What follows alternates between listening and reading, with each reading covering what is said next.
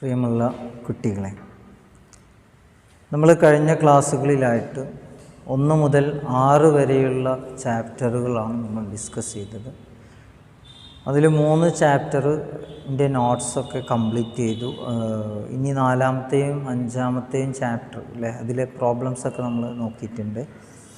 ഇനി അതിലെ നോട്ട്സും പിന്നെ 6-ാമത്തെ ചാപ്റ്ററിലെ കുറച്ച് കാര്യങ്ങൾ കൂടിയാണ് പറയാനുള്ളത്. അപ്പോൾ 6-ാമത്തെ ചാപ്റ്ററും ഏകദേശം കംപ്ലീറ്റ് ആയിട്ടുണ്ട്. ഇനി അതിൻ്റെ നോട്ട്സിനോട് കൂടെയുള്ള ഡിസ്കഷനാണ് ബാക്കിയുള്ളത്. ഇന്ന് നമ്മൾ ഒരു റിവിഷനാണ് പ്ലാൻ ചെയ്യുന്നത്. റിവിഷനിൽ നമ്മൾ ഇതുവരെ പഠിച്ച ഈ 6 ചാപ്റ്ററുകൾ, അതിലെ പ്രധാനപ്പെട്ട പോയിൻറ്റ്സ് എന്തൊക്കെയാണ് എന്നാണ് നമ്മൾ ഇന്ന് നോക്കാൻ പോകുന്നത്. ഇതിൽ 1-ാമത്തെ ചാപ്റ്റർ മൂവിങ് ചാർജസ് അല്ലേ, electrostatic, electric charge and electric field ആയിരുന്നു 1-ാമത്തെ ചാപ്റ്ററിൽ. ഇമ്പോർട്ടൻ്റ് ആയിട്ടുള്ള കാര്യങ്ങൾ നമ്മളൊന്നുകൂടി റിവൈൻഡ് ചെയ്യണം. അപ്പോൾ അത് ഏതൊക്കെയാണെന്ന് നമുക്ക് നോക്കാം. 1-ാമത്തെ ചാപ്റ്ററിൽ നമ്മൾ ആദ്യമായിട്ട് മനസ്സിലാക്കേണ്ട പോയിൻ്റ് ക്വാണ്ടൈസേഷൻ ഓഫ് ചാർജസ് ആണ്.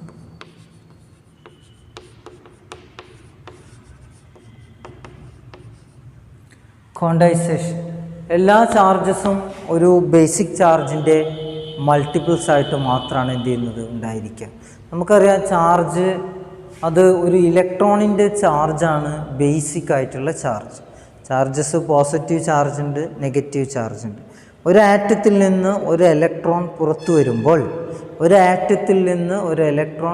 വരുമ്പോൾ അതിന് പോസിറ്റീവ് ചാർജും, ഒരു ആറ്റത്തിലേക്ക് മറ്റൊരു ആറ്റത്തിൽ നിന്നുള്ള ഇലക്ട്രോൺ കടന്നു വരുമ്പോൾ അതിനെന്തായി മാറുന്നു, അത് നെഗറ്റീവ് ചാർജുമായി മാറുകയാണ് ചെയ്യുക. അപ്പോൾ ഒരു ഇലക്ട്രോണിൻ്റെ ചാർജ് 1.6 × 10⁻⁻19 കൂളോംബാണ്. 10⁻⁻19 കൂളോം. ഇത് നമ്മൾ ഡിനോട്ട് ചെയ്യുന്ന ലെറ്റർ ഇ എന്നാണ്.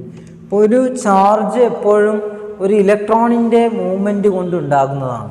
ഒരു ഇലക്ട്രോൺ ഒരു ആറ്റത്തിൽ നിന്ന് ലോസ് ആയിക്കഴിഞ്ഞാൽ അവിടെ പോസിറ്റീവ് ചാർജും, അതായത് +1.6 × 10⁻⁻19 കൂളോംബും, ഒരു ആറ്റത്തിലേക്ക് ഒരു ഇലക്ട്രോൺ വന്നു കഴിഞ്ഞാൽ അവിടെ ആഡ് ആയിക്കഴിഞ്ഞാൽ, ഇലക്ട്രോൺ ആഡിങ് അല്ലെങ്കിൽ ഇലക്ട്രോൺ ഗെയിൻ സംഭവിച്ചു കഴിഞ്ഞാൽ അവിടെ ഇലക്ട്രോൺ കൂടുകയാണ്. അതുകൊണ്ട് അതിൻ്റെ ചാർജ് -1.6 × 10⁻⁻19 കൂളോംബ് ആയിരിക്കും.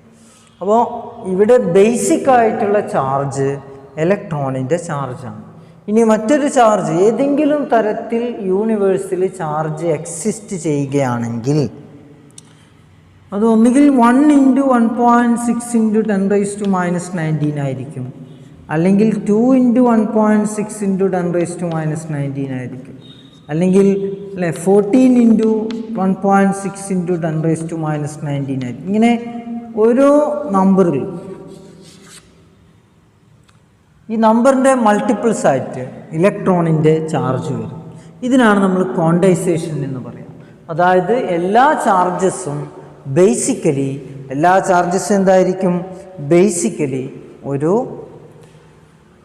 ഇലക്ട്രോണിൻ്റെ ചാർജിൻ്റെ മൾട്ടിപ്പിൾസ് ആയിരിക്കും.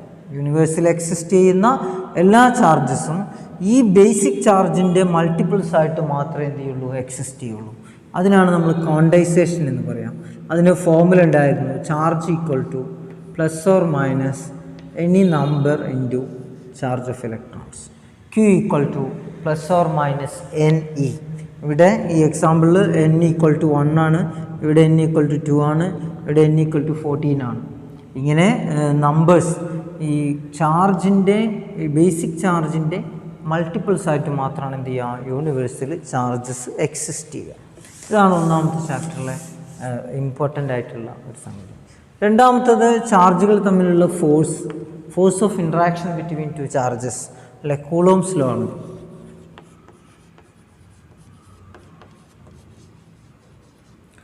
F is proportional to force of interaction between 2 charges is directly proportional to product of 2 charges Q1 Q2. 2 charge തമ്മിലുള്ള ഫോഴ്സ് ഓഫ് ഇൻട്രാക്ഷൻ നമുക്കറിയാം. 2 പോസിറ്റീവ് ചാർജ് ആണെങ്കിൽ അവ തമ്മിൽ റിപ്പിൽ ചെയ്ത് പോകുന്നു. 2 നെഗറ്റീവ് ചാർജ് ആണെങ്കിലും റിപ്പിൽ ചെയ്ത് പോകുന്നു. ഒരു പോസിറ്റീവ് ഒരു നെഗറ്റീവ് ആണെങ്കിൽ അവ തമ്മിൽ എന്ത് ചെയ്യുന്നു, അട്രാക്റ്റ് ചെയ്യുന്നു. അപ്പോൾ ഫോഴ്സ് ഓഫ് ഇൻട്രാക്ഷൻ എപ്പോഴും എന്തായിരിക്കും? ചാർജിൻ്റെ മൾട്ടിപ്പിൾസിന് ഡയറക്റ്റ്ലി പ്രൊപ്പോർഷണൽ ആയിരിക്കും. രണ്ട് ചാർജസും തമ്മിൽ മൾട്ടിപ്പിൾ ചെയ്ത് കഴിഞ്ഞാൽ കിട്ടുന്ന വാല്യൂ കൂടുതലാണെങ്കിൽ അവ തമ്മിലുള്ള ഫോഴ്സും എന്തായിരിക്കും? കൂടുതലായിരിക്കും. ഇനി ഈ രണ്ട് ചാർജസ് പ്ലേസ് ചെയ്തിരിക്കുന്ന ഡിസ്റ്റൻസ് കൂടുതലാണെങ്കിൽ അതിൻ്റെ സ്ക്വയറിന് ഇൻവേഴ്സായിട്ട്, രണ്ട് ചാർജസ് തമ്മിലുള്ള ഡിസ്റ്റൻസിൻ്റെ സ്ക്വയറിന് ഇൻവേഴ്സായിട്ട് എന്ത് ചെയ്യുന്നു? ആ ഫോഴ്സ് കുറയുകയും ചെയ്യും. ഓക്കെ, ചാർജിൻ്റെ ഡിസ്റ്റൻസിന് ഇൻവേഴ്സ് അല്ല, ഡിസ്റ്റൻസിൻ്റെ സ്ക്വയറിന് ഇൻവേഴ്സായിട്ടാണ് എന്ത് ചെയ്യുക? ചാർജ് കുറയും. ചാർജ് കൂടുന്നത് രണ്ട് ചാർജിൻ്റെയും മൾട്ടിപ്പിൾസിനനുസരിച്ച് എന്ത് ചെയ്യുന്നു? കൂടുന്നു. അപ്പോൾ Coulomb's law F equal to 1/4πε0 1/4πε0 into Q1 Q2/r². Q1 എന്നത് ഒന്നാമത്തെ ചാർജാണ്, Q2 എന്നത് രണ്ടാമത്തെ ചാർജാണ്, R എന്നത് ഈ രണ്ട് ചാർജും തമ്മിലുള്ള ഡിസ്റ്റൻസാണ്. അതുപോലെ 1 വാല്യൂ നമുക്കറിയാം, 1 2 3 4 തന്നെ പൈ 3.14 ആണ്. And epsilon 0 is the permittivity. അതായത് ഓരോ മീഡിയവും ഈ ചാർജിനെ അലോ ചെയ്യുന്ന, ചാർജിനെ പാസ് ചെയ്യുന്ന അതിൻ്റെ ആ കഴിവിനെയാണ് നമ്മൾ പെർമിറ്റിവിറ്റി എന്ന് പറയാം. എപ്സിലോ 0ൻ്റെ വാല്യൂ എത്രയാണ്? 8.854 × 10⁻⁻12 ആണ്. അതുപോലെ 1/4πε0 അതിൻ്റെ വാല്യൂ 1/4πε0യുടെ വാല്യൂ 9 × 10⁻9 ആണ്. പിന്നെ അതിൻ്റെ യൂണിറ്റ്സും ഉണ്ടായിരിക്കും അല്ലേ, 9 × 10⁻9 ആണ്. അപ്പോൾ കൂളോംസ് ലോ ആണ് ഒന്നാമത്തെ ചാപ്റ്ററിൽ രണ്ടാമതായിട്ട് നമ്മൾ ശ്രദ്ധിക്കേണ്ട കാര്യം. പിന്നെ മൂന്നാമത്തെ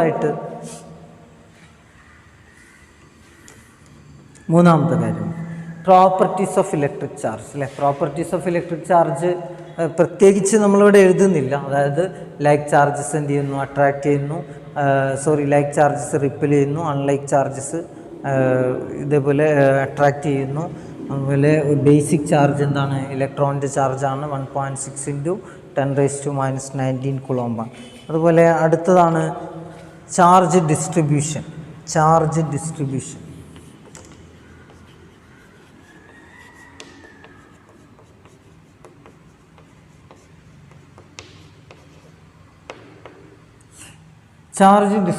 അപ്പോൾ ചാർജ് ഡിസ്ട്രിബ്യൂഷനിൽ പറയുന്നത് ചാർജസ് എപ്പോഴും എന്തായിരിക്കും?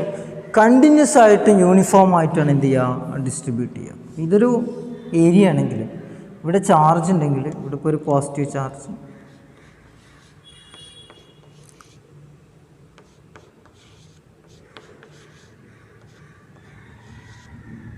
ഇങ്ങനെ ഒരിക്കലും വരില്ല. ഇങ്ങനെ കണ്ടിന്യൂസ് ആയിട്ടായിരിക്കും. ഇവിടെ ഒന്ന് ഗ്യാപ്പ് ഉണ്ടല്ലേ, ആ ഗ്യാപ്പ് ഫില്ലായിരിക്കും. അതുപോലെ യൂണിഫോം ആയിരിക്കും. ഇവിടെ 4 ചാർജസ് പ്ലേസ് ചെയ്തിട്ടുണ്ടെങ്കിൽ ഇവിടെ എന്തുണ്ടാവും? 4 ചാർജസ് പ്ലേസ് ചെയ്തിട്ടുണ്ടായിരിക്കും. Charge distribution continuously and uniformly ആണ്. Charge distribution is continuously and uniformly.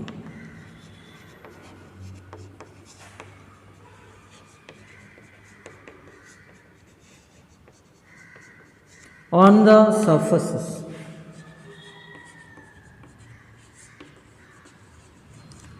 സർഫേസുകളിൽ എന്ത് ചെയ്യുന്നു? ചാർജ് എപ്പോഴും ഡിസ്ട്രിബ്യൂട്ട് ചെയ്യുന്നത് കണ്ടിന്യൂസ്ലി ആയിട്ടും യൂണിഫോംലി ആയിട്ടാണ് എന്ത് ചെയ്യുക? ചാർജസ് ഡിസ്ട്രിബ്യൂട്ട് ചെയ്യുക. ഇതിനാണ് നമ്മൾ ചാർജ് ഡിസ്ട്രിബ്യൂഷൻ എന്ന് പറയാം. ഇതിൽ വളരെ ഇമ്പോർട്ടൻ്റ് ആണ് സർഫസ് ചാർജ് ഡിസ്ട്രിബ്യൂഷൻ. ഏത് സർഫസിലും എന്ത് ചെയ്യുന്നു? Charge continuously and uniformly on the surfaces ആണ് എന്ത് ചെയ്യുക? ഡിസ്ട്രിബ്യൂട്ട് ചെയ്യുക. അപ്പോൾ സർഫസ് ചാർജ് ഡെൻസിറ്റി എന്നൊരു ടേം ഉണ്ട്. സർഫസ് ചാർജ് ഡെൻസിറ്റി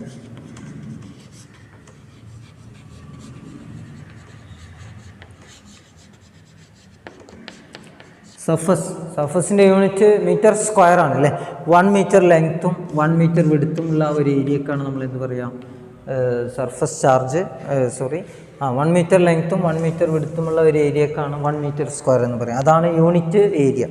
അപ്പോൾ യൂണിറ്റ് ഏരിയയിൽ എത്ര ചാർജ് ഉണ്ട് അതിന് നമ്മൾ ഉപയോഗിക്കുന്ന ടേമാണ് സിഗ്മ എന്ന term. Sigma equal to total charge divide by total area. ഇതാണ് charge distribution. Okay, surface charge density sigma equal to Q/A. ഇനി മൂന്ന് കാര്യങ്ങൾ പറഞ്ഞു. ഇനി നാലാമത്തത്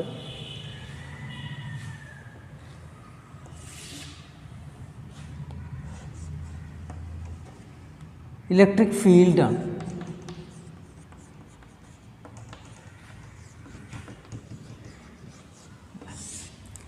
ഇലക്ട്രിക് ഫീൽഡ് കൊണ്ട് ഉദ്ദേശിക്കുന്നത് ഒരു ചാർജ് ഇൻഫ്ലുവൻസ് ചെയ്യുന്ന ഏരിയക്കാണ്. ഒരു ചാർജ് ഇൻഫ്ലുവൻസ് ചെയ്യുന്ന ഏരിയക്കാണ് നമ്മൾ എന്ത് പറയുക, ഇലക്ട്രിക് ചാർജ് എന്ന് പറയും. അപ്പോൾ ഇവിടെ ഞാനൊരു ചാർജ് പ്ലേസ് ചെയ്ത് കഴിഞ്ഞാൽ ഈ ചാർജിന് ചുറ്റും അതിൻ്റെ എഫക്റ്റ് ഉള്ള സ്ഥലങ്ങളുണ്ടായിരിക്കും. ആ സ്ഥലങ്ങൾക്കാണ് ആ ചാർജിൻ്റെ ഫീൽഡ് എന്ന് പറയുന്നത്. ഓക്കെ, അപ്പോൾ അതിൻ്റെ ഒരു equation electric field equal to F/Q ആണ്. F/Q, ഇതിൽ എഫ് എന്ന് പറയുന്നത് ഫോഴ്സാണ് അല്ലേ. ഫോഴ്സിൻ്റെ യൂണിറ്റ് നമുക്കറിയാം. Force F equal to 1/4πε0 × Q1 Q2/r² ആണ് ഫോഴ്സ്. ഫോഴ്സിനെ ചാർജ് കൊണ്ട് ഡിവൈഡ് ചെയ്ത് കഴിഞ്ഞാൽ കിട്ടുന്നതാണ് എന്ത്, electric field. Or we can write this as 1/4πε0 × Q/r². അല്ല, ഫോഴ്സിൽ 2 Q ഉണ്ട്. ഒരു Q എന്ത് ചെയ്യുന്നു, ഇവിടെ വെച്ചിട്ട് ക്യാൻസൽ ചെയ്യുന്നു. ഇതിൻ്റെ യൂണിറ്റ്, ഫോഴ്സിൻ്റെ യൂണിറ്റ് ന്യൂട്ടനാണ്, ചാർജിൻ്റെ unit coulomb, newton per coulomb. ഇതാണ് ഇലക്ട്രിക് ഫീൽഡിൻ്റെ unit. Electric field equal to electric field due to a point charge. ഒരു പോയിന്റിൽ പ്ലേസ് ചെയ്തിരിക്കുന്ന ഒരു ചെറിയ ചാർജിനെ അപേക്ഷിച്ച് അതിൻ്റെ electric field equal to 1/4πε0 × Q/r² ആണ്. അതിൻ്റെ യൂണിറ്റ് ന്യൂട്ടൺ പെർ കൂളോം. ഈ ഫിഫ്ത്ത് വൺ ഫീൽഡ് ലൈൻസ് ആണ്, ഇലക്ട്രിക് ഫീൽഡ് ലൈൻസ്.